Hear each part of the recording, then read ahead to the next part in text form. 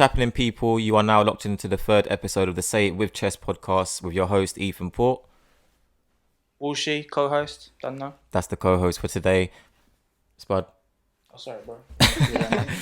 We've got some very special guests in the building. I just want to thank them before I actually introduce them for coming on, because mental health, which is the topic today, is such a techie subject, and for people to come on and tell their stories, it takes a lot of courage to do that. So I'm going to go from the left to the right. We have Bev. Yo. What are we saying? We're good. We have Jayrome. That threw me off because that's my nerve. Okay, Yeah. we have Jayrome, and we have Alanya. Hey. Yeah. So, man, do you want to kick it off? Do I want to kick it off? Yeah, go for it, bro. Well, I mean, I don't even know where to start with mental health, man. It's very in depth, shall I say? It is very techie, like you said. I think the stigma on social media, really. I feel like people put out there, mental health this, mental health that, mental health week this, but they don't really care, you know what I mean? And some people, they just don't get it. They just brush it to the side. Oh, mental health, they put the post up on their story for a bit of clout, like they're doing their part, but they don't really do anything, man. That's my opinion, isn't it? I'll be honest with you. Before I actually suffered with any form of mental health, I didn't believe in it. I know it's very arrogant. It's a very arrogant way to think, but I was just kind of like, people are just kind of exaggerating. They're a bit upset and they exaggerate. They'll get over it until it actually hits you, and you're like, oh shit. And when it hits you, sometimes you don't even know straight away. It's like it takes a while for you to go, oh, I was actually suffering. So we obviously have you guys are going to tell some stories, but what I wanted to get into first was the impact of social media on mental health. There's a lot of, for example, there's a lot of celebrities who suffer with it, and a lot of, especially the Essex lot, a lot of them committed suicide and stuff because of mental health. Yeah, there's been a lot of TV personalities that have sadly passed away, man. Because the social media thing it gets too much, man. Being in the public eye, all that pressure. Yeah. I'm sure there's other reasons, but behind it all, it's sad. It's sad, man. Mm-hmm. Yeah. So what do you guys think of it? I think there's always a quick brush of it, really. Like with what you said in terms of celebrities passing away. Caroline Flack. I have loads of names. Last year. Caroline Flack. So everyone Sophie, was Mike. like, be kind, be kind, be kind. And literally, I feel like it's for a day. Yeah. And also, I feel like just that saying, be kind, what is that? You know what I mean? When I'm going through stuff, for you to be kind, well, how do I accept that kindness? You know what I mean? And I feel like sometimes people just think, it's being like, hey, good morning or whatever. But sometimes it's so much, when you've got depression, it's so much deeper than that, Yeah. So that was just one of the things that was off the Sorry, top of just my to go head. off the back of that though, the whole be kind thing, that just popped something to my head. I just feel like it's most case scenario, it's forced. Do you know what I mean? Be kind. There's people just don't take it in, man. Real talk. It's so complex. For someone that don't understand mental health, I understand it. They're like, whoa, it's invisible. I don't know what you're talking about. So they kind of back out and they're just don't really want to get involved, talk about it. But until you've been in it, which I feel like a lot of people are suffering right now, people that haven't been through it before, they're definitely feeling the effects now because of all the COVID stuff. So the weirdest thing for me, even with that story, that was honestly one of last year. That was one of my big last episodes. Last year I was in a mad space and I didn't want to be here. I wanted to end my life, 100%. And that day, my husband had booked for us to stay at the Curtin Hotel in Shoreditch. He'd won a voucher for his DJ thing, and that's what we was doing. Yeah. And I just woke up and I just went on it, and I cried the whole day. We got to the hotel, I ruined the whole day. And then that happened. And my friend messaged me being like, "Rah, have you heard about Caroline Flack? That's mad. We just need to reach out to people." All in this time she's messaging me and I'm going through the worst day. You know what I mean? And what's crazy is that I feel like personally I reached out to all of my friends in that time and I didn't feel like it made a difference, you know? It actually doesn't. Sometimes you just need some people to show a bit of interest into you, innit? Yeah. Sometimes you don't even want them to. Yeah. Sometimes you literally just want to be alone. Yeah, you want to take yourself out of that situation. And to be honest, I think going through it, once you do kind of get out the other side and you're just like, okay, I understand it a bit more. I understand how I feel about certain situations. I understand how I work with this. It's much easier to be alone. It's much easier to have those days where you're like, like Ethan, how many times would you call me? Yeah. It's not a lot. I don't know why I said how many times. Yeah. But you would call me sometimes and I wouldn't answer. Yeah. And I wouldn't get back to you until the next day or like 6 hours later. Yeah. And that's literally just because I'm in my feelings. I'm feeling like I don't really want to talk to anyone right now. Yeah. And the thing is, all my friends know that about me. So like they would reach out to me, and if I don't get back to them, they won't be like, oh my God, panicking. Yeah. They'll be like, okay, maybe it's one of them situations. Just send me a message, yo, holler at me when you can. Yeah. That's a good friend though. All my friends know how I am when it comes to certain Yeah. situations like that. And I think it's very important that your friends need to know when, either if you're one of the people that needs people to be there and always be like talking to you and make sure that you're okay, or you're one of the people that need kind of your space. Yeah. 'Cause there's obviously people react to it different ways. I'm one that needs my space when I'm going through it. So I'm just like, yo, I'll get back to you when I can. No problem. That's it. But Yeah. equally within that, I feel like that's a scary place sometimes as a friend. Like if I I was was your just friend gonna say to that, see that, yeah. you know what I mean? If you're not responding to me and I know you're in a mad way, I'm like, I'm gonna think the It's worst. hard to stay away. Yeah. Yeah. It's Yeah. like I do believe that as a friend, like it's definitely hard to know what's right or wrong, you know. And sometimes what works one time doesn't always work the next as well. You know, it's a tough. It is. tough It's mindset a lot to of. be in. It's a catch-22. Like sometimes when that actually happens, I'm like, do you know what? I'm just gonna let him get back to me. But then I'm like, maybe I should holler at him again. Like, let me just give him a second call. But that's obviously not what he wants at the time. So it's a lot of catch-22s, isn't it? Like 100%. And that's what I mean, where like everyone's different. Yeah. You know what I mean? Because I'm talking about how now I'm all good. So you lot all know about when I wasn't really good. Yeah. You lot didn't know about No. it. You didn't know I was like in that place. Now I'm like, I have a real good understanding with my mental health and how I act and how I react. Yeah. You guys all know how I am, and I love being alone some days. Yeah. But most of the days I love being with my friends. I love talking with my friends, etc., etc. So I mean that in a sense where you've been through it and you have an understanding. Oh, 100%. Yeah, when it's that stage where you don't have an understanding and it's fresh and it's new, that's a dangerous place. Yeah, I understand what you mean about I that. feel like That's a when you're dangerous going place to through it, it's like you're two people. You're your real self and then your public self. I could go to work, I could be around people and act absolutely fine. But in my head, there's so many things going on and people won't know that until you're either at the end of it, it's really bad, or you're out of it. And then you can tell people. I think that I personally like see this is why this like a conversation like this is going to be so good, because we've got like 5 different point of views. Yeah. I'm bad at that.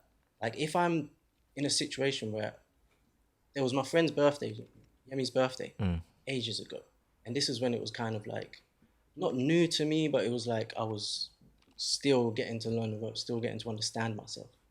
And it was his birthday, and it was like a day party, and I was like, I woke up that day and I was like, man, I can't do this. I don't want to go. I was like, I have to. It's my friend's birthday. I have to go. Yeah.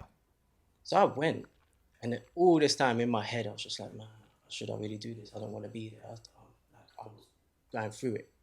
Got there, so many people. I was like, fuck, I don't like this. Yeah. Got there, saw everyone like, hi, fake like smiling. yeah. Hi. Yeah, it's quite overwhelming, isn't it? Really. Yeah. A lot. And it's like, I think I went and I didn't destroy his birthday, but people probably was like looking at me like, what's going on with Jerome? What's wrong with him? Why is he It rubs off on people, doesn't it? moving like this? This, that, Yeah. the other. And then that makes you feel worse. You're like, It made me feel you so overthink much so. worse. Oh my god, are they noticing this? Is it? Like, it's a lot. I left after 2 hours. I was just like, I can't do this, Yeah. man. I feel like it's even that conversation though, right? Like how you said everyone's gonna go up to you, yo, you good? Yeah, I'm good. You good? Like it's not an actual answer. Like no one's looking for an answer in these times. You know what I mean? It's Like actually a mask. Yeah. most of the time when people message you, hey, you're right, or if you just see someone like on road, whatever, you're right. Like, and that's what it is. That's you it, know, like yeah. it's no deeper than that. To be honest, I've got certain friends that they'll be like, how are you? And I'm like, I'm good, and they're like, how are you? Yeah, no, Like, 100. you know, they know that maybe my first answer is not going to be, be the real answer. But that's the difference between people knowing mental health and knowing like where your head's at, really. And I found like that myself last year. You know, when I was going through the stuff with my dad and, you know, losing all the work with the DJing and stuff, I was in a headspace where I didn't want to talk to anyone. I was avoiding conversations. And some people were taking that as me being rude, because in one aspect, it does look like I'm rude, you know, ignoring someone. But I just wanted that alone space. And there was people that didn't get that. And then there was people that, you know, might have gone through mental health or are going through mental health that do understand that, you know. Okay, well, she's taken some time out.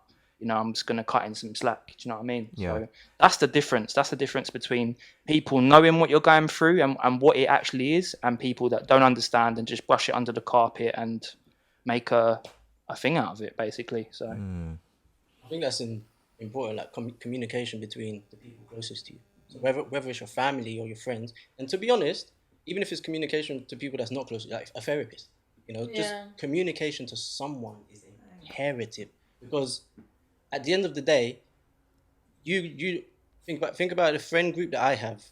I'm 90% of us gone through stuff with our mental health. 90%. If none of us communicated, how are we supposed to know that? Yeah. How are we supposed to know that, yo, like, you're going through this as well? Yeah, I've been through that.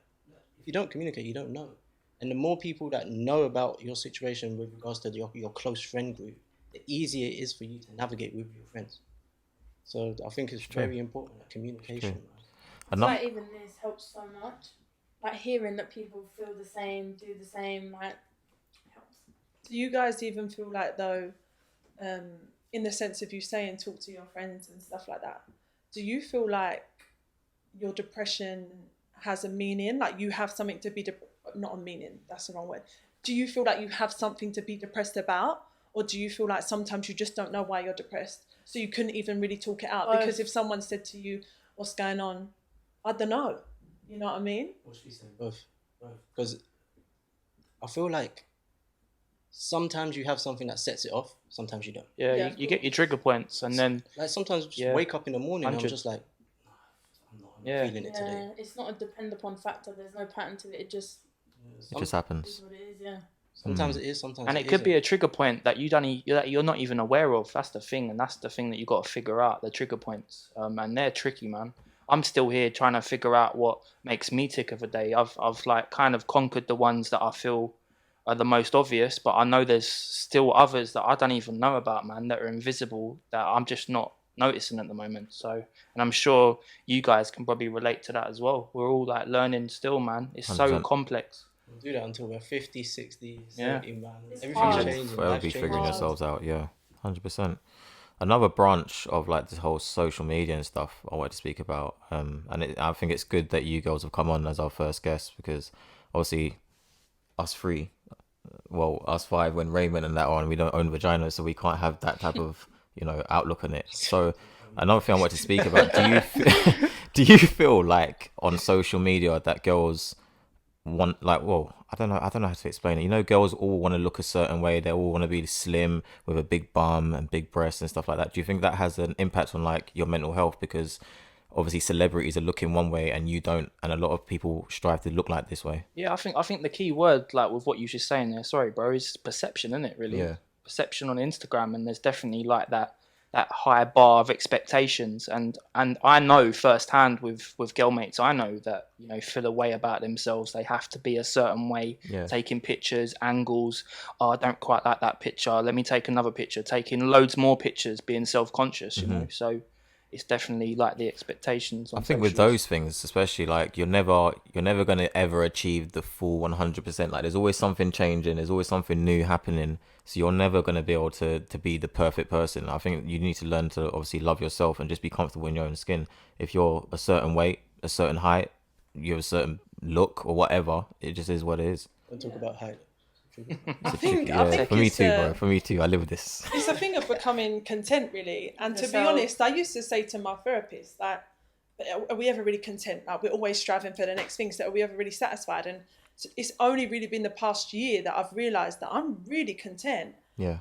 I feel like what the thing that you said about pictures and stuff like that, that's an attention thing. And I don't think that's females. I think we all like attention. Yeah. I'm married and I say to my husband, when I go out, I still like it if guys are like, yo, you look nice. Like, I like the attention. Even though I'm married, we all like to know that we look good, right? Yeah. And that's obviously one way that we do it. In terms of the body thing, I like people being honest, really. Yeah. I'm like, if you've had surgery, if you've had stuff done, just tell us, innit? I've had my lips done, but my lips were done because I've had loads of dental work and I've got some weird thing, like not weird thing, but I've got a high gum. So I was like, I've got to pay $5,000 to get my tooth redone. How much? Yeah. £5,000. That was in the UK. I get all my work done in class. Turkey. Yeah. Trust me. But yeah, I had my lips done so that I was like, cool, you then won't see my gum because my lips are fuller when I smile. Yeah. And it's something that I'm really happy with. Not many people know about. I do my research. I look for good people.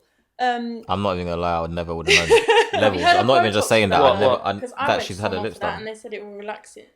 What, for your gum? Yeah. Because my gum shows so much when I smile. Apparently, if you put Botox, it like relaxes the muscles. So Behind. drop Yeah, your lip. well, that's what someone said. But then when I messaged the lip girl, she was like, yeah, you want Botox? Then I was just like, look, I'm going to just get my lips done and see if it works. And it works. And I like my lips a lot I would never more as well. personally know, and he just said that. I would never They look know. so natural, man. 100%. In the other thing that you said in terms of like, yeah, as I say, the body stuff, as I say, just want people to be honest. Thankfully, I'm very confident in my body. I feel like I have, not that I feel like, Big I've got energy. one of them, I've got a big batty small waist. So I am sometimes one of those Instagram girls that are like, oh, Yeah. I want that small waist, big batty. I've got that naturally, thankfully. Yeah. I'm not saying it's a BBL, you know what I mean? But I'm very confident in my image. I've got little Give titties. us a spin. Give us a But spin. you're allowed little titties, you know. You can't have it all. You can't have it all. Sorry, So Raymond. For me, I'm comfortable. So I don't feel like it affects me too much, you know. Yeah. I love looking at women's bodies like all day on Instagram. That's what I'm double tapping, you know. Yeah. I'll show my husband. When we go beach, I'm like, when we go Ibiza, I'm like, Lou, look at her batty. Look at her batty. Like we're doing things like that. I appreciate women a lot. 100%. I appreciate women. I don't really feel like I'm. Out of curiosity, what's Lou like? Is he like, Does he? Yeah, Throw him off. sometimes he's a bit confused by what I'm doing, but now we've just got to a point. Even when we go restaurants, I'm saying, if a waitress has big batty, I'm like, Lou, look at her. Look at her now. Quick. Like, I'll just keep you gotta saying, check it out. she's dead, man. you gotta check it out. You gotta appreciate these You need some women, shades. Yeah, You man. need What's shades. that, man? Think about the normal reaction though, like if you was out with your missus in a restaurant and then like you're like, look at that girl. Like girls that I know that I'm aware of from experience are like, what are you looking at? Do you know what I mean? And so it's good that you got that It's a relationship. way of saying it. If Lou was like, oh, that girl is mad hot, I'd be like, okay, calm Yeah, down. yeah, But yeah. we know that we've got this thing of batty, like, so we know that, you know, Yeah, no, I hear that. now he'll call it out to me, you know? There's a fine line between joking and disrespectful, I think. Yeah, Yeah, I think stating facts is stating facts, innit? If you're with your girl and then she sees Maya Jam and she's like, oh, she's really pretty, innit? And you're like, nah, she's average. What are we lying for, man? Look at her. She's amazing. Come on. Interesting. I think girls these days are at the worst it's ever been, and I feel like it's only going to get worse because more and more girls want to be influencers, this and that. And I just said, people aren't stating what they have done. So the people that they're looking up to, they haven't even got it all. They're still looking at themselves, picking out more and more things. That's why they're going, I'm not against surgery. You go do it. If that makes you happy, makes you happy. But do it for yourself and not for other people. Or because other people are doing it. Yeah. Not on that. So then why can't... So do they need to state that they've had surgery done? Like if Not someone's got like a...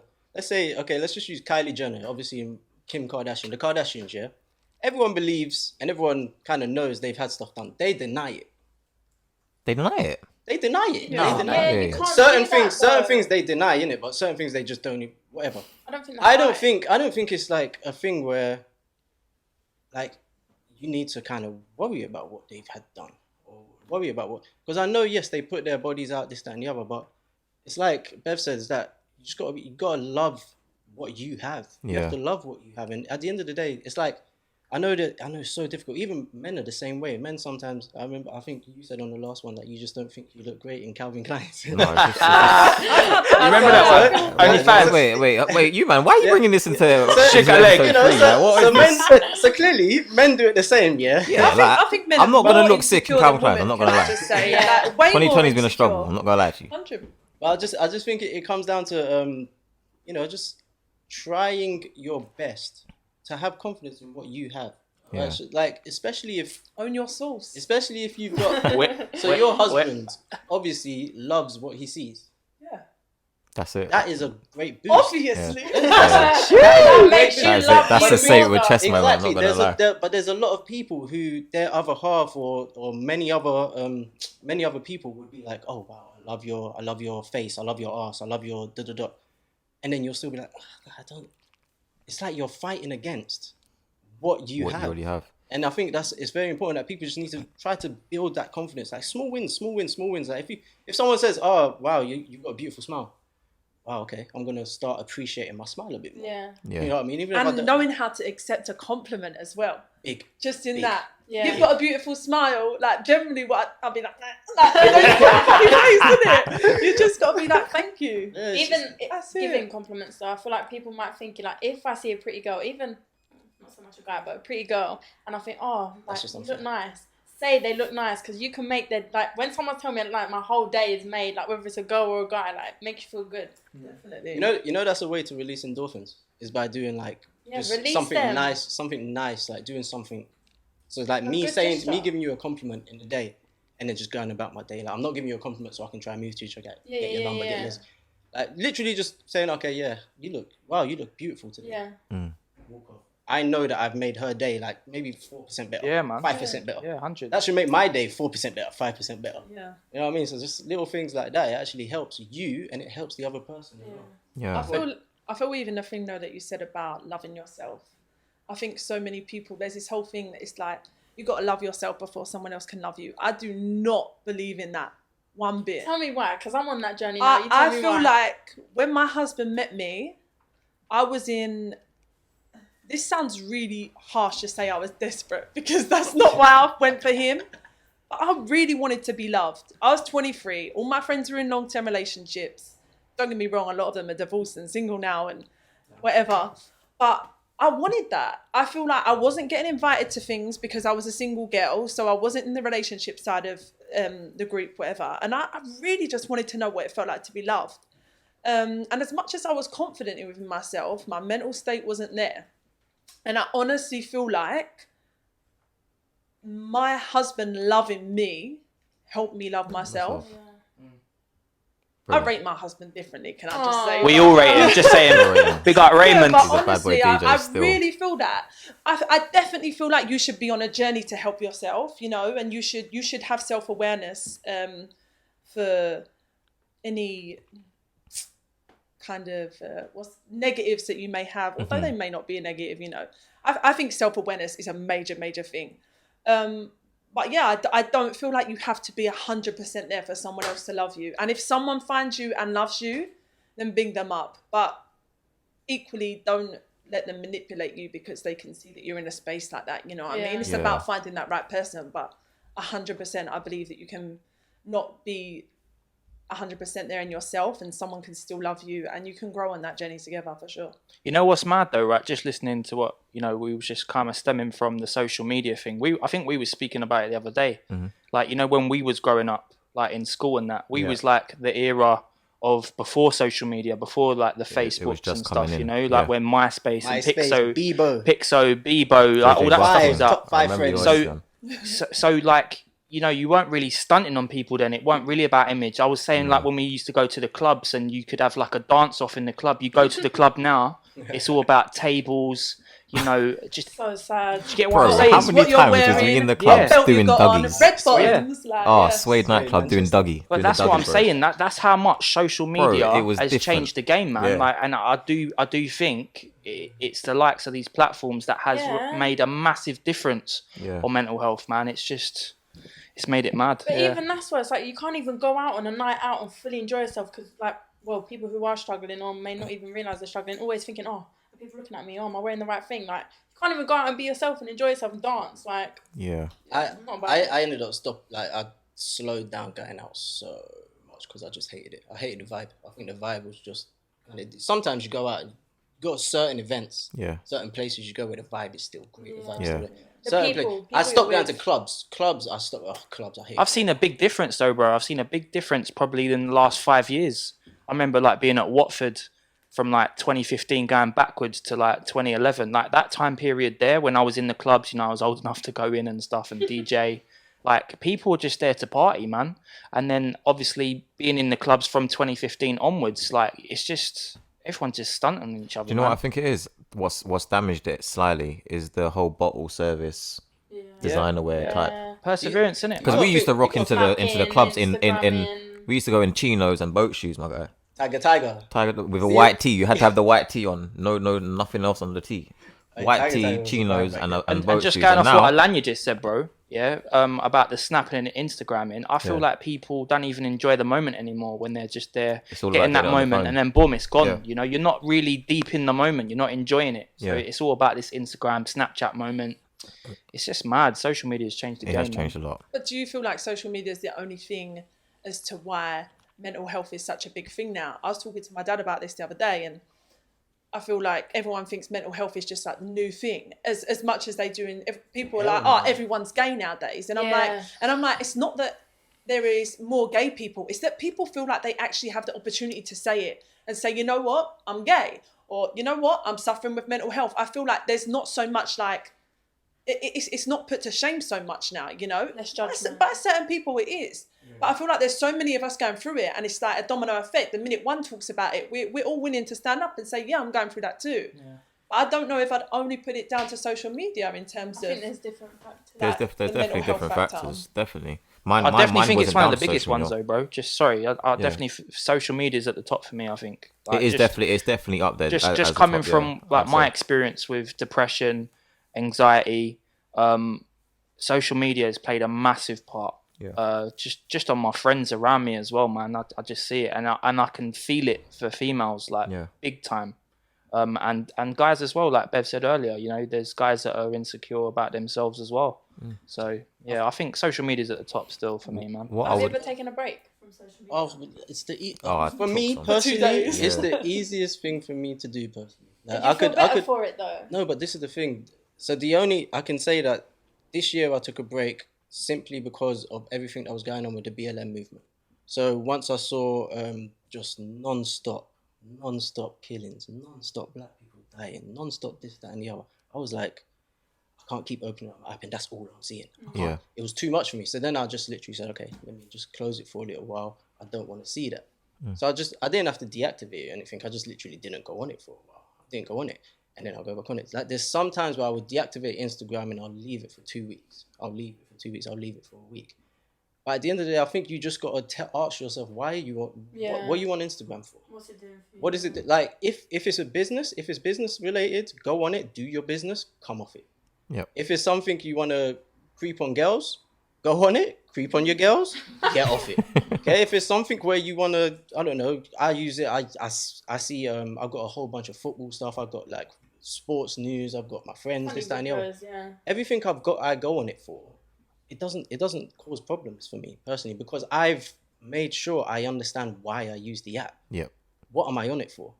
What am I gaining from it? If I see something I don't like, I stop looking at it. Yeah. Coming off that though, I think it's who you follow as well and what you look at because your explore page is based off what you look at. Exactly. And who you follow. If you're following people that's making you feel shit, but you're not even realising, when you come to realise, unfollow them. I've done that recently. Only last week, I've cleared out my following to the point where I'm not following people who make me feel bad. Or I'm like, oh, look at her. Said that with Chester. Like, comparing trying to myself. clear out the mic as Me and well. my little bitty chest are saying it right now. I have cleared out because I'm not going to look at people and make myself feel shit for not looking that way or being that way or whatever. It's not realistic. I know sometimes it's difficult because some people actually are addicted to Instagram. Some people It is really an are. addiction. It's an addiction. It's 100%. something that you wake up and you go, okay, let me grab my phone, let me go. You don't even got- realise you do it Yeah, sometimes. then Like, but when- sometimes I go check the weather and why am I on Instagram? No, I was meant, you know what I mean? Like, Yeah. it's like that. That's why sometimes you just need to realize what you're doing. You need to understand, okay, when I wake up in the morning, the first thing I click on cannot be Instagram. Yeah. I can't go on Instagram and then see someone putting up, I don't know, man. I don't follow I know people what you that put up mean. nonsense. You're setting like other people's judgments, other people's pictures are setting your day, setting your mood. If that's the first thing you look at, it's gonna set your day off.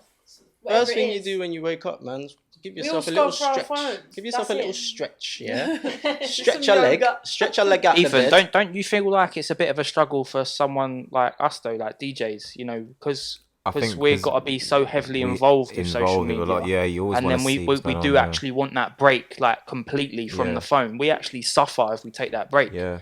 Get and, me? So and it's a people catch notice 22, it, innit? bro. I came off. Do you remember when I came off last year? I came off for like 2 weeks, and people noticed it like straight away that I wasn't on there. I Like, can't lie though. You take 2 weeks off Instagram, I would know straight away. I'll be like, I'll message you after 2 days, like, bro, what's going on? Yeah, Alright, yeah. like, 'cause, you know what I mean? Because I'm actually not.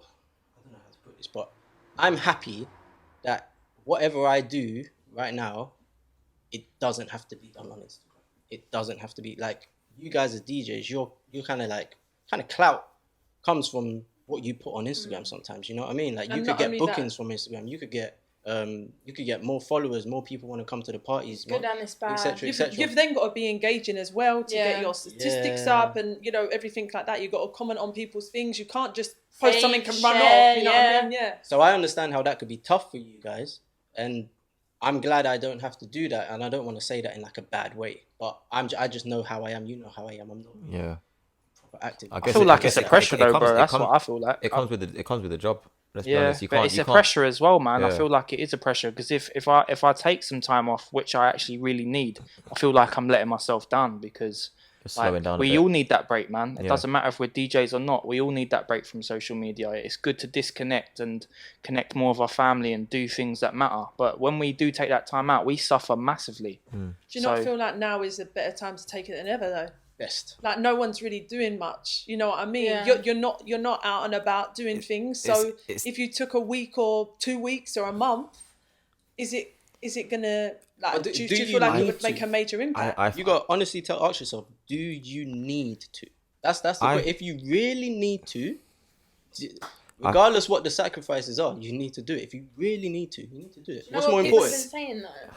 There's nothing else to do, so I'm scrolling through my phone. There's nothing else to do at the moment, so I'm doing this, I'm doing that. Oh no, But There's then so much equally, to there's do. there's not a lot to watch because no one's doing much. You know what I mean? Even on Instagram. I can speak for both of us in this. The reason we are on Instagram and we find it hard to come off is because we know that the strongest are going to survive in this DJ game. How many DJs have we seen not post a damn thing like in so long? And I think at this point in our careers and where you know coronavirus is going or whatever, if the club's open, you want to be the guy everyone's speaking about, and you want to be the first on the lineup. You want to be at the forefront. And if you take too much time off Instagram, people can quite easily forget. Some people will notice, and some people quite easily forget. So you kind of have to. It's a catch-22, man. It's so. I don't want to make social media a negative though, because there's definitely positives to it. Yeah, 100%. But for me, like staying relevant on social media, one like silver lining for me last year was when my dad actually went into hospital. The day after, when he got put onto a ventilator and put into an induced coma, I actually done a Sunday live, right? And obviously I didn't feel great, but my mum pushed me to go on the live and, you know, connect with my friends. And I had a lot of people, strangers and friends included, that would go on there and just kind of like motivate me. Oh, you're doing so well. It was good. It was good, man. And that's what kept me going. And I've done that all throughout last year, man, just with all the stuff that was going on. It kept me mentally sane. So it kept me busy. You know, that was just me being active on social media, I guess. Do you know why? Because that's your passion. Yeah, that's it, man. You had an opportunity to do your passion and share it with other people. And that's what pushed you through. And it's amazing that you still managed to do that in such a tough time. Yeah. But that's what's so, like me, Ethan, we were talking about it. Your purpose and your passion is a massive, massive kind of indicator of how your mental health is going to be. Yeah. If every day you wake up, you feel like you've got no purpose, you've got no passion, every day gets harder and harder. Every day gets harder and harder. I think that links into one of my story that I'm actually going to tell. Does anyone actually want to tell us their story by any chance? You obviously don't have to go as deep as you want to go or whatever, but it would be nice to hear some stories. Just I could tell the foundation. Yeah, go. Yeah, kick it off. Go. I think it was like obviously. So the thing is, mental health is something that is like, it started off. And I didn't think. I think you said it how you don't even know. You don't even realize it started. You don't even realize it. You just think, oh yeah. And I remember it was my auntie died. It was in year 10, and it was like something that was just so new to me. And then it was my closest auntie. So then every day my mum would just go to the bathroom and she would be crying. But she was doing this before I knew that my auntie died, which is crazy. I know. And then my dad told me my auntie died, and he told me in such a nonchalant way. We was on our way to a football game. He said, oh, by the way, your mum's been really upset because your auntie passed away. I was like, and I went and played a football game. I was like, what the hell? What's going on? I didn't get it. I didn't understand. I didn't get it. It takes time for things like that to sit in though. Yeah, and then I was at school maybe like 2 weeks later. I was in music class. I remember this so clearly. I was in music class. Just fucking trying to make a beat on the piano, trying to be like you guys, innit? DJ on the piano. Trying to make And then I just broke down, just like in class. So think about it. This is year 10. Like you don't cry in front of people in school, does it? What the hell? I started crying. I couldn't stop. And my teacher was like, "Oh, you want to go outside?" And I was like, "What's up? What's up?" I was like, "Just crying." I was like, "You want to go outside?" I went outside, went to the like playground, and was just crying. And then so random, because someone who was my friend, weren't extremely close, he'd come out and he's like, "Yo, is everything all right? Is everything all right?" And I just broke down. I just told him everything. And then that was like an intro into it. And then from then on, there was always something coming on. Like my granddad died another month later, something else. But I think where I hit a peak, where I was at my worst, was I was in a long-term relationship. 5 years this was going on for, and then I went out to America for a soccer scholarship. So it's like I had my purpose and my passion both there. My passion, I was playing football. My passion was I loved the skill in my relationship. I felt that was my purpose, to be a great boyfriend, this, that, and the other, future husband. My purpose was to make sure I was playing football, get my degree. And I came back, and then I lost my soccer scholarship. And then within a month, I lost my girlfriend. So it was like 2 massive hits in like the space of a month. And it was my purpose and passion. I felt it's just boom, it's gone. Yeah. The year after that, it was a battle. Because I was so confused. I was like, how am I dealing with this? So I dealt with it how many people do at the start, and I'd like resorted to weed and alcohol. So I'll be smoking weed every day. It's funny you say that, because I don't think you even know this, but the only reason I knew you were struggling properly, because you didn't really open up to me like that, is because your mum told me on the bus. I saw your mum on the bus, and she told me. Yeah. She said that Jerome's really struggling, and I didn't know. That's wild, because I didn't know. You've never told me that before. Yeah, I just listen. I don't know. How do you pick right now to tell me that? What? Your mum got on the 262 innit? Like, blame her innit? Yeah, but so like that whole year was like a battle for me. I didn't know where to turn. I didn't know how to go left, right. I don't know what. So it was, and from then, and like you said, I didn't open up. I didn't open up to people. I didn't open up to my mom. I didn't open up to anyone, because the person that I would open up to was my relationship. So I think, you know what you said about being 100% with yourself, and then having someone to love you and push you. And I think that can happen. I think it's always easier if you are 100% with yourself, and it doesn't even have to be 100%, because I don't think we're ever 100% with ourselves, to be honest.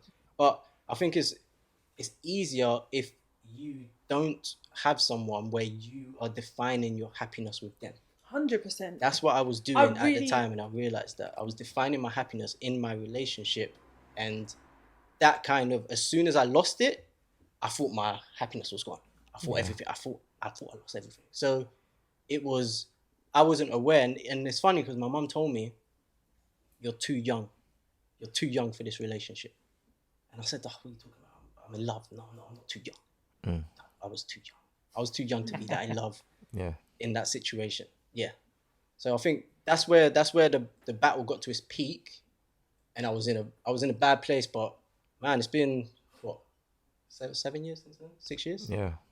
6 years of a journey with mental health, and right now I think I'm in an amazing place. I think I'm in a great place. Amen to that, bro. Coming through it. Yeah, and I'm still on the journey. Let's not get this twisted. The journey doesn't finish. I'm still on this journey. So always gonna be. Yeah, exactly. And I'm happy to be on it. So that's where I'm at now. Except one thing that you just said, obviously, about the whole happiness thing in a relationship. This is a very close subject to what's going on with a family at the moment. But I said to my husband the other day, there's that statement where people say, "I'm so glad that you've met someone that makes you happy," and that is, I don't think that that's a right statement. I think it should be, "I'm so glad that you've met someone that can accelerate your happiness," enhance it 100%. But sometimes I really do feel like we put so much of our happiness in someone else, and I feel like our happiness should ultimately be within ourselves. I'm so guilty of that. Lovely. We all are. So 100. I guarantee you, everyone in this room is at one stage. Yeah. 100%. Bev, how about you share your experience? I mean, when I've come round, come to check you with the hot chocolates and stuff, we've had some deep conversations. Yeah, we have. We're always getting to you. And I think your story and kind of your experience would kind of help a lot of people, man, from where you've come from and where you're at now. You've been on a very big journey yourself. Yeah. I was thinking about this today. So ultimately, I always think that I've kind of suffered with depression, but just haven't known about it. And one thing that flagged up for me is when I was at college, I was like 17, 18. And I was on a diet, and I was doing this Cambridge diet, and it consisted of soups and shakes. And absolutely dead. I don't recommend that to anyone. But yeah, so I went, like, before my college class in the morning, I lived away from home. So I lived in Guildford. I went to music college in Guildford. And before the class, I went to meet my friend at Costa, and we got a coffee. And obviously I was only allowed black coffee, and I got a large one, and the cup was so big that it had 2 handles. So anyway, I drank the whole thing, went to class. Like 2 hours later, like at the end of class, I'm like, whoa, I need to sit down. Like something really weird is happening to me right now. I was only new to coffee, so I didn't experience anything like that. And I was having a mad adrenaline. Yeah, I was. I had to sit down. I was like, whoa, what's going on?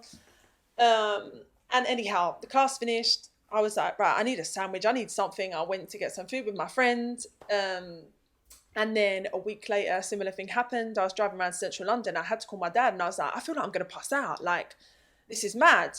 I was like, can you just stay on the phone to me? Like, I'm in central London. I can't even pull over. Like, there's no shops like around that I can just get out and, you know, go to the shop, whatever. And I feel like something triggered from then.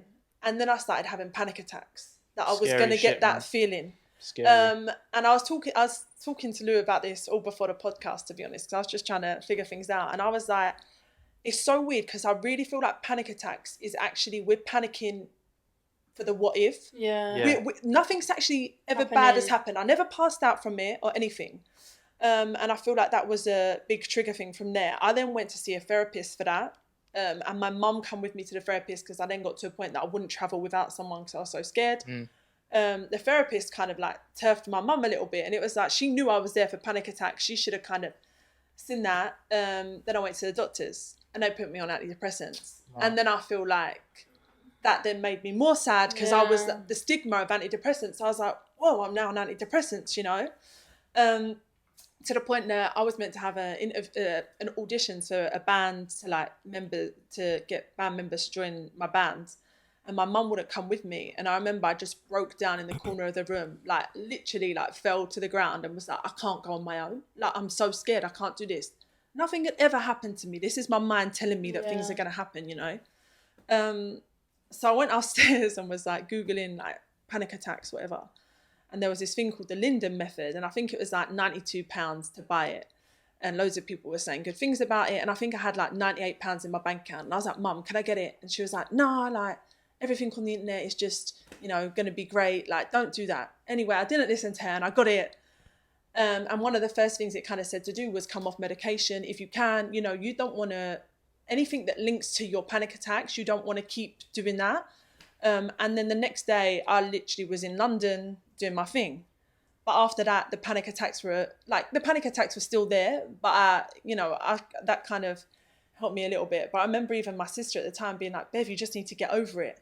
Like, she really didn't get it. And no one did. No. I didn't even know why it was really happening. I couldn't tell you what it was about, you know. She knows that now. She's well aware of that now. Yeah. But yeah, ever since then, I just feel like my depression has been rolling. And I always said that I get sad, like that whole kind of like the lack of the sun syndrome in winter, whatever it is. Yeah. And I always thought that that's what it was, because I did always like get my lowest in the winter. And then it was not last summer, the summer before, that I was just going through the most. And I was like, this definitely isn't that, because it's summer and I'm still depressed, to the point that I then got a therapist, like, that I went to on a weekly basis. And for me, my reason for going to a therapist is that I didn't want to confide in my friends, because I feel like sometimes when people only know a little bit. So there was a lot of things, unfortunately, going wrong in my relationship. I was married. I'll explain it, but yeah. And I didn't want I feel like there was a perception of me and my marriage and everything being so perfect. And it was almost like I was being ungrateful to feel sad in it. So it was like, if I reached out to my friends about this situation, that was just one of the situations, don't get me wrong. But if I reached out to my friends, I feel like they'd try and give me advice. And equally, I feel like they're not professionals, and I don't want their advice because they only know a small amount of it, you know? I wanted to go to someone who knew nothing and could accept me for me. You know what I mean? so I started going to him, and I also bought a dog to help with my depression. And he's honestly what kind the of best dog? thing. What kind of dog? A Character, man. cockapoo. Oh. It's a ginger one. I don't even know what that is, but it sounds cool. But no, he's amazing. But I was watching the documentary all about how much dogs can help you. And I messaged Lou one night. He was at work in December. And obviously DJs in December, you work all the time. Crazy, so it's yeah. lonely. And I messaged him and I was like, maybe we should get a dog. And we go on holiday all the time. So we was always like, we're not having a dog. It's a big commitment. And the next day we went to look at a dog. And the day after that, we spent our wedding money on buying our dog and brought him home. But honestly, that he has helped. He's been a great distraction. Yeah. But yeah, I just feel like, I forgot my train of thought now, but totally that's where I was going. But yeah, my marriage was, for me, it was the pressure that really got me depressed. I felt like I got married and unfortunately I was like, whoa, I'm 27 when I got married. I was like, this is a big thing. And then I felt like there was this whole stigma of like being a wife and stuff like that. I'm a singer, so I didn't actually, at the time, I didn't have like a steady job as such. And I just felt like I was holding Lou back. So that was a big part of my depression. There was a lot going on in our relationship, you know, unfortunately. But I honestly feel like last year, lockdown, like was the best thing that could have ever happened to me. I know it's not for everyone. But it really, really... But that's refreshing to hear. It really, You really said that a helped few me, times to me. helped man. me find me. It helped me and my husband like grow back in love together. Like it just made me appreciate everything I had. Unfortunately, a couple of people close to me died last year. And that was like the first time that I've ever been close to death. Like that. And I feel like it's completely changed my mindset. Like last year, February, that's when I was saying that Caroline Flack died. That was honestly one of the worst days. That I've ever had, and to feel like that was only this time last year and now I've grown much from that. I honestly feel like the timing of this pandemic, as much as it's been awful for a lot of people and like a lot of lives have been lost, for me it was the biggest blessing. 100%. It's been like a reset for you. We were saying this on the last 100%. podcast about us needed it. DJs, isn't it? Yeah, That we we did needed need that, it. but it's a big reset for you, you know, and taking that time out and doing what you need to do, man. Yeah, it's really helped me find myself, you know, fitness, my husband, just appreciating my dog, appreciating life. Like, as I say, those two people passing just made me realise how precious life is. And for me to feel like I was in a state last year that I didn't want one, I'm like, nah, man, life is so precious. Life is a blessing. Like time is unreal, you know, like you've really, I always say like, it pisses me off if people waste my time. You can waste my money, I can get that back, but don't waste my time. Time and energy. You know? 100%. Time and energy is a Yeah. massive thing. But I want to say two things. Amazing for you to go therapy. I think so many people think going therapy is a bad thing. Like it's a weakness. I'm A weakness, 100% going to try therapy. I personally don't think I need it right now, but I still want to try it. I don't know when I'm going to try it, but I 100% want to try it someday. Because I think at the end of the day, if you want to get fit, if you want to lose weight, you're going to go to a personal trainer, possibly. Okay, you want to get better at football, you're going to go to a football coach. You know, you're going to go to professionals in that field. Yeah. So if you could go to a professional in the mental field, why would you not? You know what I mean? So that's some people don't look at it like that, and it makes no sense. But I And think it's also good to go to a therapist when you are at your highest, because I course, feel like of your course. therapist then help you understand your superpowers. So when you get to your lows, they'll be like, okay, these are some of the things that we explored when you was high. Yeah, of like, you course, know what it's I mean? not- I yeah, think yeah. Use everyone, that, I think yeah. everyone Everyone could have a could, therapist. You know what I 100%. mean? Someone to just talk to that is on a middle ground. But Is amazing. it's funny what you said about like them sending your mum away. That's like that could have been like an instant, yeah, you're not the right therapist for me. Because at the end of the day, not every therapist 100%. is going to be right for everyone. I never went back to that Of course lady. you didn't, man. Never. Sending my mum away. Are you mad? My mum is here for Never. me. Please. Yeah. You know what? Talking about therapists, I feel like I've been a therapist to Alanya, you know, quite a lot over the last year. 100%. So, I mean, where did it all start for you? Like your journey, you know, what triggered it off? I know you've been a bit nervous to talk about some things, but Like my hands are sweating. I hate talking I'd say so only much. go as You're deep on a as you're willing to. podcast. No, Yeah. I'm good, I'm good. Only go as Mine- deep as you're willing to go. Don't obviously, just go as deep as you're willing Mine to go. started. Do you know what? I had my first ever panic attack in Bali on a beach, open space, blue water. I thought I was gonna die. There was like tsunamis. We went around the wrong time. It was Christmas time, 2018. I went from Christmas to New Year. Whole family was there. We was having a nice holiday, whatever. All of a sudden, earthquakes happen, tsunamis happen, and we're stuck on. We was at the Gili Islands. I don't know if any of you lot know that. Okay. So we took a boat to Bali, and I thought I was on the Titanic. It was rocking, like there was so many people in it, and I don't have travel sickness or anything. But I just I have a heart condition as well. So when I feel emotion, like it goes straight to my heart, and it literally feels like I'm about to die. Like, my chest just closes up so much, and the anxiety and the actual condition together, the combination is like awful. So I'm on this beach and I'm going to my mum, like, I can hear, they don't want to say anything to me because I overthink anyway. Overthinking has been my biggest flaw since, secondary school? Like 12, 13 years old. I overthink to the max. It could be the smallest thing, could be something I'm good at, I'm overthinking it. If someone tells me I'm good at it, I'll find a way to say I'm not good at it. So we're on this beach and I can hear them talking about, oh, how are we going to get back? No, this storm's coming. And it just triggered it. I was like, oh, I can't breathe. Like, I really can't breathe. I'm in open space, white sand, blue skies, everything. And then all of a sudden, the sky clouded over, and I was like, that was it. There's no hope. And my mum, she's like very spiritual. She's a psychic and a healer, and she's all alternative. And she was like just talking me through it. And I genuinely think if she didn't talk me through it, I would have passed out. I was just lying on this beach on the sand, and I was like, Mum, I can't breathe. I was in a bikini. I was like, I can't breathe. There's no air. I was like, I feel like there's no air coming to me. And ever since then, I feel like the slightest thing triggered panic attacks for me. Whenever I felt like I was unsafe, it could be at work. Like, I work in Tesco part-time, right? And if something happens, the slightest bit of confrontation, I hate it. I was suddenly feel my chest close up. I'm like, oh, my hands get all clammy like they were a minute ago. And I just feel like, no. So when I'm in my comfort zone, that's when I feel safe. And going back to relationships, if someone I'm with, that's my comfort zone, I will latch onto that. And then that's when I feel happy. Like, even my family, like, comfort, that's it. I don't want someone to die. I don't want any of that. Like, I worry about so much that it's all in my head, though. Yeah. Like, it's actually all in my head. But until you're out of it, until you've been through it, like, even I have polycystic ovaries, right? So my hormones are very imbalanced, and I feel like, Bev, you might know, like, periods or whatever. Like, you guys obviously don't. Hormonal, yeah. You won't understand, innit? Stay away from that. But that can, Myth. when you're going through things and you're hormonal, and my hormones are double the amount, it's a lot. And then until you're through it, you don't realise, oh shit, I'm like, I don't know, what was you doing? You was crying 2 minutes ago, like, you're right. Like, you look back and you think, I'm crazy, but you're not crazy, because things like this, I listen to podcasts all the time, YouTube, mental health things, and I feel like it helps, because if I can relate to someone, like, and if someone's listening now and they can relate to me, that's great, because it's going to get you through it. Yeah. But I think surround yourself with good people. Like, I've known you a year? Yeah, we met through the pandemic, yeah. I come on his lives because I loved R&B music. I don't know how I found it. And I was just so happy one night. I feel like music helps you so much. If you're sad, don't listen to drill. Don't listen to sad music. Listen to something that's gonna make you feel good about yourself. Listen to some Sam Cooke, some Literally. Marvin Gaye, I some really Lionel enjoy Richie. listening to sad music when I'm sad, though. I'm like, I've got to wallow in To be it. honest, so do I, man. I've got Do you know to. what, I've though? just I got can't Anthony lie. Hamilton sing me through this one, please. Charlie! You need to set a time though. Like, that's what I'm bad at the moment. Like, I'm going through things relationship wise, whatever. And I put on Keisha Cole. I put on every single sad song. And I thought I'm psycho. I'm looking at myself in the mirror crying. And then why are you doing that? Why? Creating your own little music video. Yeah, I feel like it's raining outside. I'm looking at myself like. Jeez. I think it's what you said about wallowing. I don't even know if this is just gonna sound weird, yeah.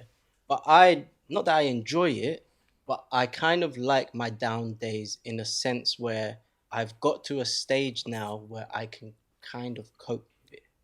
You know, because before I couldn't cope with it at all. I was trying to run away from my sad days. I was trying to make sure I can blank it out, try to distract myself, this, that, and the other. Now I feel like sometimes I don't need to do that. Yeah. Now I feel like sometimes, okay, I'm sad. I don't feel great. I think that's an important part though, bro. Yeah. I think you got to embrace it, because if you don't face on, man, you're just going to keep running away from it. And that was like when I was having my anxiety attacks. I've only had like anxiety attacks and panic attacks within the last year or two. It's very like new to me, but it's really, really scary. And I think Bev mentioned something about it earlier, but you kind of start worrying about the what if something's going to happen, like something bad's going to happen to you. And I kept thinking about that, and that was another trigger point. So yeah, man, I just think you just got to face on, man. And when you start recognizing it, it gets a little bit better. Understanding, yeah. But I feel like when you're in the moment and you feel like there's no way out, like I was like, I'm gonna die. Like any panic attack, I could be sleeping, I could wake up, my dreams, everything. I'll wake up sweating, and I can't get comfortable. I feel like I can't breathe. I'm in my room, I'm in my safe zone. Even that, I'm like something's happening to me, and I'm worrying about stuff that doesn't need to be worried about. Yeah. Like it's all in your head, but to control your mind is a strong, hard thing. It's a journey, man. Yeah, it's quite interesting. And I to feel like maybe know. with age that will come, and obviously people say like time's a healer or whatnot, but I'm at the point where I'm like, I can't be bothered for the time. I can't be bothered for the time it's gonna take me to heal, because to, I just want to be back to my moment, like back to myself. Because I'll tell you right now for free, I'm not happy. Like, I'm not happy within myself. And the way you were saying about self-love and all of that, like, I'm ready to get to that stage, but I'm not prepared for the hurdles that it's gonna take, because it just scares me. But then I feel like you could maybe change your concept of how you look at it, you know what I mean? Yeah. Like, you can be like, I don't know, I do feel like sometimes phrasing, like, you know, like struggle and stuff like that, like suffering, like it's really hard just saying those things, because it automatically, like, it's not a positive thing, you know what I mean? But I feel like, you know, if you're going to climb a mountain, you know that the view at the top is going to be unreal. So it all depends on how you want to look at it. And there's this whole book, The Secret, probably everyone knows about it. I bang that book, but there's this whole thing in there, and it says, it's one of my favorite quotes, and it says all about, like, when you travel, so say right now, if I wanted to drive to Cornwall, I know that I'm going to get there. I don't have to see my destination, but I know I'm going to get there. And all I can see, I can travel in the dark, and all I have to see is like the next 100 yards in front of me. But I know I'm going to get there. Yeah. And that's what I think sometimes. I feel like sometimes feeling just always seeing the end is quite a big thing, you know what I mean? It is a lot to deal with. Whereas I feel like if you take it step by step, but you know you're going to get to the end. And sometimes taking it step by step is so much better, because then it gives you that time to figure it out, you know? So there's a saying that says belief precedes action. So it's basically we're built to think. We need to believe something before we can act on it. So if I want to say that I want to climb Mount Everest, I need to believe I can climb Mount Everest before I take that first step. Where actually I should take that first step, then I will start to believe that I could do it. So it's kind of trying to just twist your mind to be like, okay, no, it's not belief precedes action. It's action precedes belief. I'm going to get up today and I'm going to go for a 5K run. I'm going to put on my shorts. That's me. That's action. That's action. Okay, I'm going to put on my top. Okay, I'm going to get my strap on and I'm going to boom. Oh, strap on. Boom. Whoa, my God. That's your cue. That's your cue, Ethan. But basically, it's just like, you need to act on something. And even if it's the smallest action, so the smallest action, like small wins it's hard to set yourself a big win, a big goal and say, yeah, I'm going to go for it. You need to set that small win first. The next small win, next thing you know, you're at your goal. Saying that, even cleaning my room, like I had this, my room was always clean, always good. Ever since I'm going through what I'm going through, my room is an absolute shithole. And I hate my room being messy, but I don't want to do anything about it. I'm happy to throw everything on the floor. I have no shame in saying this. I get in my bed and sleep. Like, I'll still change my sheets, still shower and everything, but I don't care if there's a mess. Yeah, I don't believe that. You chuck stuff on the floor, you're not changing your sheets. I look clean. No, but like, and then, like, it's a struggle to get it. Like, my mum was like, just clean your room, you're going to feel so much better. I'm like, no, I actually said that to you, though, innit? Yeah. I said that to you a few weeks ago. I said, only 3 days ago, I cleaned my room. The space that you're in is like, the environment you're in is so, so precious, you know what I mean? And I feel like so many people don't understand how like zen it makes you feel when things are... Honestly, guys, clean your rooms. It's not always like, it only takes one day of putting makeup on, it will get it messy again. Light a candle. Get yourself a vanilla candle, light that thing. Ooh. Yeah. Yankee candle, you know. It's funny, you guys all say you're all kind of linked with this whole panic attack thing. I've never experienced that. My story is a little bit different to you guys, and it came like very like late in my 20s and stuff, and I think it was because of what I wanted to achieve in life, or the goals that were already set out for me. You know, people already have in life, oh, by the time you're 20, you should be in a relationship that you love. You should be married by this age. You should have a house. You should have the perfect dream job and whatever else. And because I was living by those goals that weren't even, that I didn't even set, when it got to a certain point in my life, it was just damaging. Because I remember, you know, I used to play a lot of football when I was younger, and I wanted to be a footballer like a lot of the guys do or whatever. And we never got to that stage, but I was playing football regularly on weekends anyway, so I was happy and I was content. I was like, you know what, I'm going to start looking for a job. But I think when I was looking for jobs at that point, I was motivated more by money over what was going to actually make me happy. And I think that's people get that confused. You know, money is not always going to make you happy. It can only do it can only take you like a certain way or whatever. And it's really when I was working at my before I started freelance DJing, I was working my old job, and it was nothing to do with the actual job, because at one point I did actually love it, and it wasn't until I found DJing that it really hit me. Because I was like, I'm not where I want to be in life. I haven't got my dream job. I've got my missus, but I'm not married. I'm not in a house. I haven't got a mortgage and whatever else, and I'm just actually not happy. And I think at that time I was struggling, because I was like, do you know what? If I come out of this job, I'm not gonna have the money to be able to pay the bills and pay the things. Just live my the life that I'm living at the moment. And I remember the first time I woke up and I was like, fuck this, I just don't want to go to work today. And that's kind of a normal feeling that most people have, right? Yeah. And I got to work and I spent most of my day, and I mean this honestly, I spent most of my day going into the toilet and I just started crying. And I was just there crying, and I'd come out and my face would change. I'd just be Ethan again or whatever. And this was going for weeks, months or whatever. And it was damage on me because I didn't know how to get out of it. And it was only really that I started like loving myself and loving what I do and being happy when I actually came out of that job. And I was just like, do you know what, fuck it. If the DJing thing doesn't work, fuck it, whatever. People have got me, and people can, I can speak to people or whatever. And that's how it really went for me. But at that point it was, I remember, do you remember the conversations where I used to be like, I really cannot do this anymore? And I think I just told you to quit every time. Yeah, you did tell me to quit every time. But it was just deeper than that. And I remember I used to tell my parents, and I think they have such an old school way of thinking that they want the best for me, without realizing that wasn't the best for me. Yeah. They kind of saw it as, if he comes out of this job and he goes into DJing, he's not going to make money.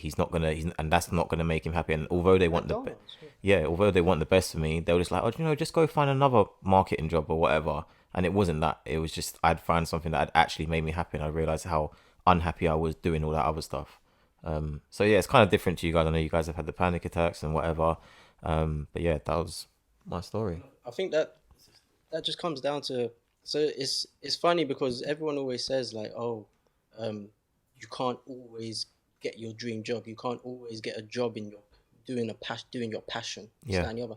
And you don't have to all the time. Like your situation is good because you ended up being able to get into DJing, and now or not now because of lockdown, but you were doing it full time and you were enjoying it and you were loving it. Yeah. And it's your passion and it's great. When I was out coaching in the States, I was doing my passion. I loved it. It was great. I come back here. I can't do that. I'm lockdown. I'm delivery driving for Ocado. Yeah. That's not my passion. I don't enjoy that. We're all delivery drivers out here now, right? Yeah, it's a bit mad like still. Ex-delivery driver. It's literally like, I don't have to think. Like, I look, okay, I'm going left, I'm going right. Okay, here's your shopping. See you later. That doesn't do anything for me. Yeah. At the end of the day, I know I am going to go back into that field. Yeah. But people don't understand that you don't have to do your passion as a living day in, day out. If you could, it's amazing. You're very lucky. Enjoy it. Embrace it.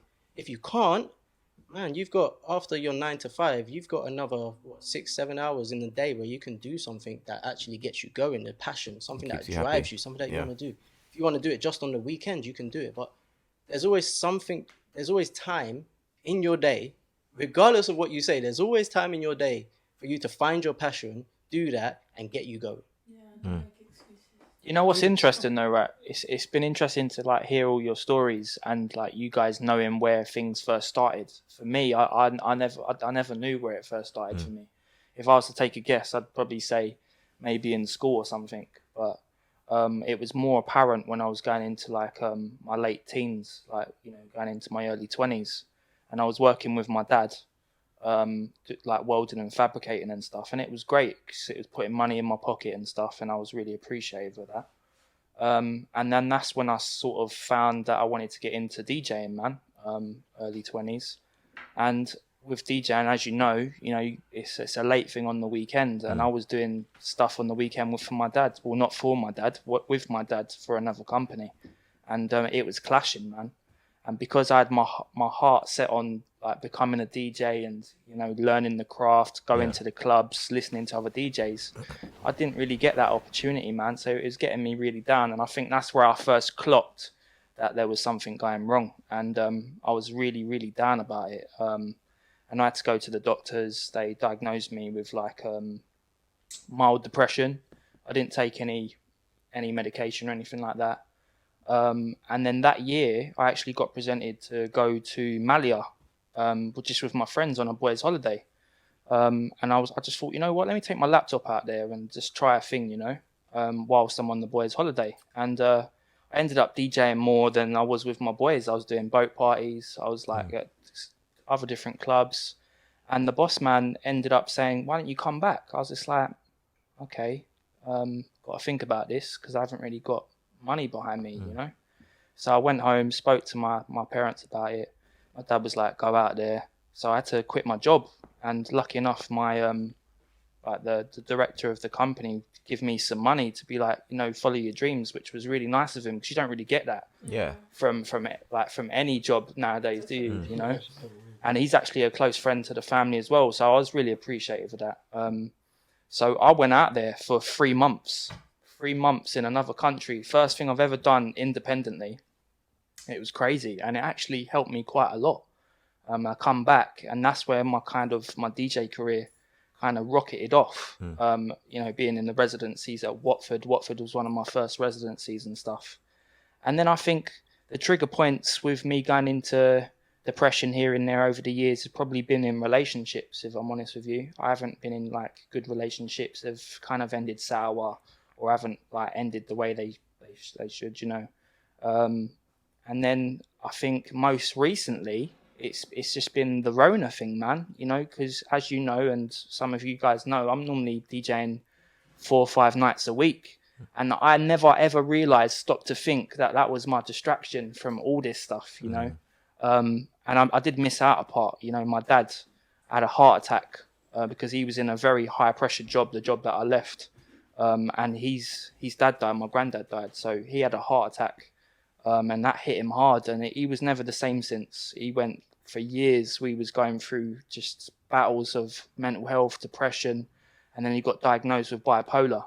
And that had a very, very heavy strain on the family, you know. And me being like the eldest son in the house, I had to step up, and it was hard because I didn't really understand that aspect of bipolar and stuff, you know.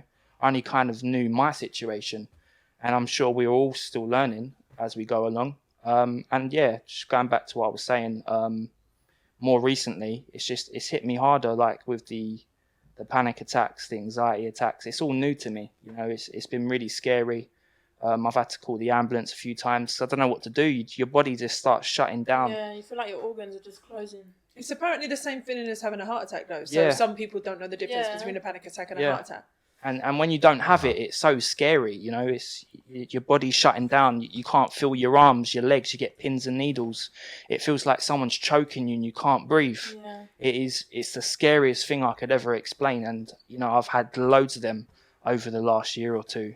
And yeah, it's been mad, man. And I haven't been happy for a long time, you know. I do put that mask out that I try to be happy. I try and make that conscious effort, but it's hard, man. But it's really nice to be like with people around you that do understand it, because it makes you more confident in wanting to talk about it. And I've only recently, I'd say within the last year, been a lot more open about my mental health, man. I was never able to ever talk to anyone about it. You know, my parents, I've always been a deep person, but just listening to people about their mental health experiences, it's helped me a lot to open up to people, and it makes me feel better. Like I'm not alienated. Yeah. You know, I'm not in it by myself. So yeah, man, you know, we're all improving. I'm definitely feeling a lot better now, but like we all say, we're all on a journey, man, and we're all getting better. So and it's alright to have your days as well. Like, it's absolutely normal to have your days where you just feel shit. Yeah. But like, the up days make up for it because you know it's gonna be fine.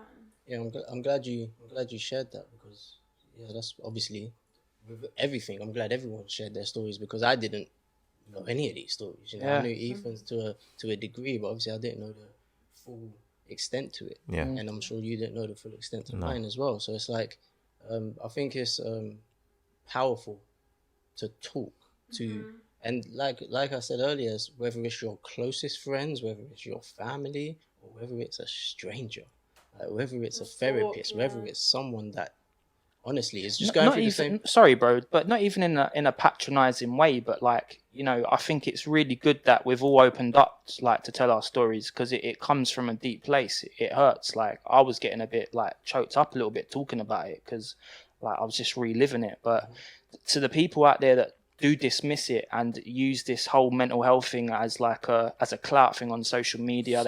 They choose not to face it head on or go and actually ask if their friends are okay. Like Bev said earlier, like, how are you? You know, them kind of things. It's so important to share these stories to make people think, fuck, like, is that what it really does? You know, and we've all got like identical, unique experiences, man.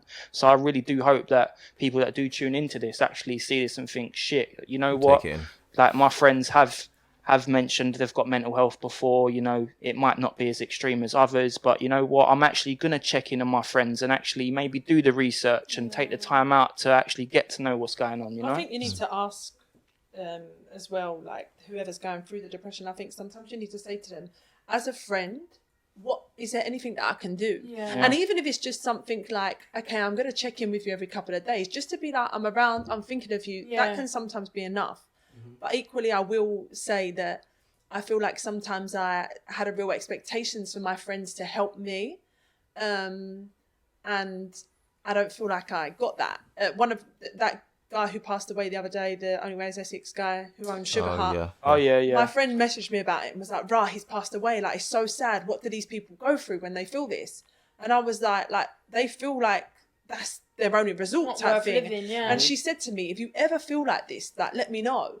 But the deep thing is I said to her, I told everyone when I felt like that, and it didn't change anything. That's the annoying thing, though. You know? I've seen it so many times, like with like these celebrity deaths or people that we know personally, and then you hear them cliche kind of sentences. I should have known. Yeah. Like, it winds me up. Like, when people say that, it's right in front of you, but you just choose not to actually see. Do you get me? It's so frustrating, and you can only understand why people are so like they want to keep things in and not tell people because of this, because of the people that choose not to understand, man. You get me? Ignorant as well.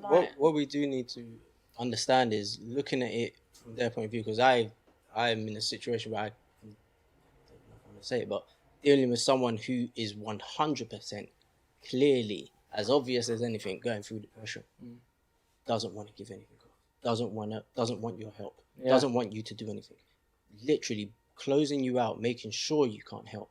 So there's situations where there are friends where they've got friends where they're going through depression, they're going through something really bad, and they're trying their best. They're doing everything that they can. And it's always the person that's going through it has to be the one that is like, listen, because there's not many things that you could do to like kind of get to them if they don't want you to get to them. And it's very difficult, and it's very, very difficult for you trying to help, and obviously it's very difficult for the person you're trying to help as well. I guess they only allow you to come in as much as they want. Exactly. Like it's very difficult, and there's not many avenues for you to go if they don't want your help at all. Yeah. So it's difficult on the flip side of it for the person who's trying to help the person that's going through it. So that's something that you need to understand as well. So I think a lot of the time we can only help ourselves ultimately in the end. I feel like people can add a little bit to it, you know what I mean? Yeah. But I really do feel like for me, it was me figuring things out for myself. 100%. I found out as well, like even at the time when I was going through depression, my husband was doing research and literally looking at books and looking at videos of how to deal with someone who is suicidal. Like, props to him, definitely. But you know what I mean? I feel like there is research that can be done, but he was definitely a life jacket, as well as my sister, within this time, like keeping me afloat, most definitely. But I feel like it was me that really had to put the work in and figure out like exactly what it is that I needed, you know? Yeah. So just on that, what do you guys do to help your mental health? Like on a daily basis or on a weekly basis or a monthly, whatever it is, what do you do to help your mental health? I think a routine's something that you got to stick to, man. Yeah. That's something that I've learned being like coming out of what I'm normally used to doing as a DJ, because I just weren't stopping. I didn't have any time for myself, like especially my family. You know, I'd miss out on family functions, doing things with my family. But I think coming out of that and going through all what we've been through during Rona, it's sticking to a routine, even if it's the simple things. You know, Ethan knows I go on daily walks, man. I go for miles, and it just feels so good. It's just helping my fitness. Like even if it's something like cooking omelets in the morning, it's something that I've recently been doing as well. I wake up, I cook an omelette. It's a routine. Yeah, As soon as you fall out of that routine, like you just feel unproductive, and you have that down day. So I think routine's a big part of it, man. I think that's what for me anyway. I think there can be a pro and con to routine, because for me right now, I'm working for Royal Mail. That's my job. I was a singer, obviously. I'm still a singer, but you know, Rona and everything. And I keep waking up in the mornings and feeling lethargic and feeling like almost a little bit faint. I'm not pregnant. Let's just put that out there.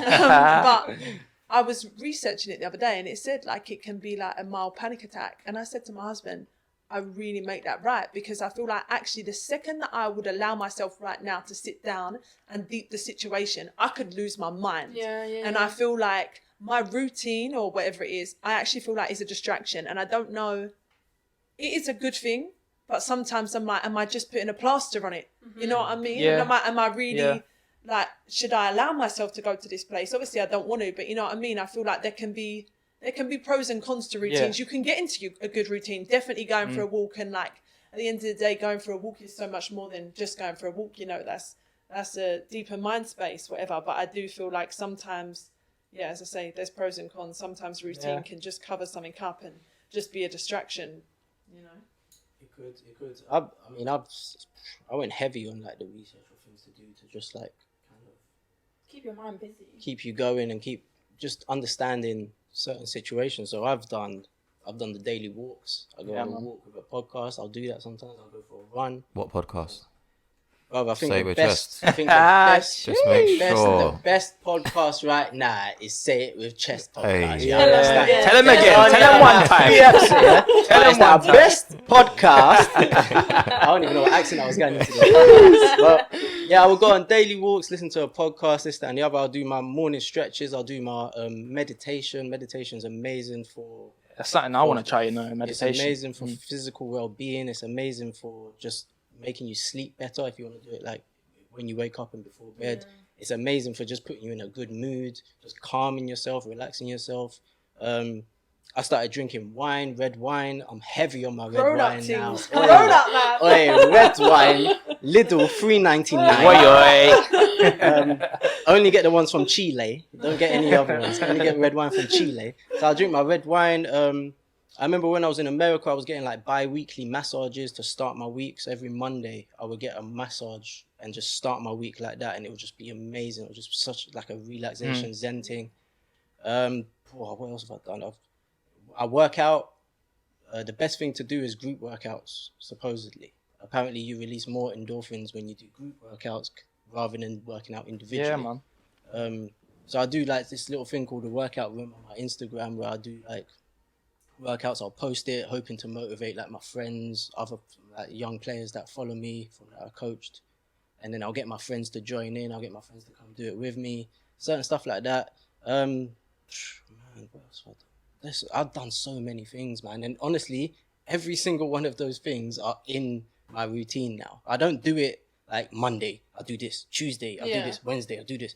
But I'll make sure weekly, I'm always doing something. Yeah, I'm always doing something that will just make sure I'm kind of in a good space. And I think the best thing, honestly, the best number one thing that I would say, actually, I'll do the two, is the meditation and the workouts, man. I honestly think the meditation for me is amazing for my mind to just kind of settle me down, to settle my mind, make sure I understand and appreciate everything that I have in my life, everything that I'm doing, everything that I do on a daily basis.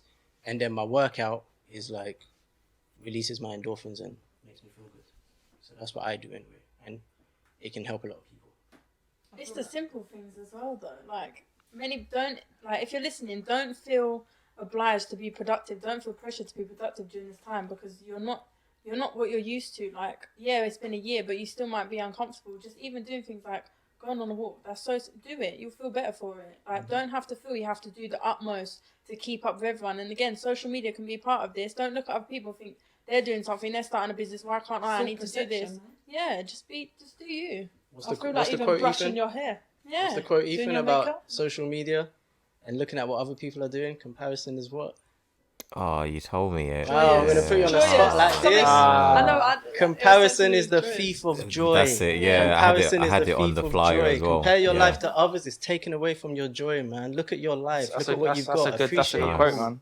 So, guys, Love that we're quote. gonna You have know to what? wrap it. There's something like. Well, oh, sorry. Oh, I was going to say there's something like a statistic that you're more likely to win the lottery 6 times over than you are to have life.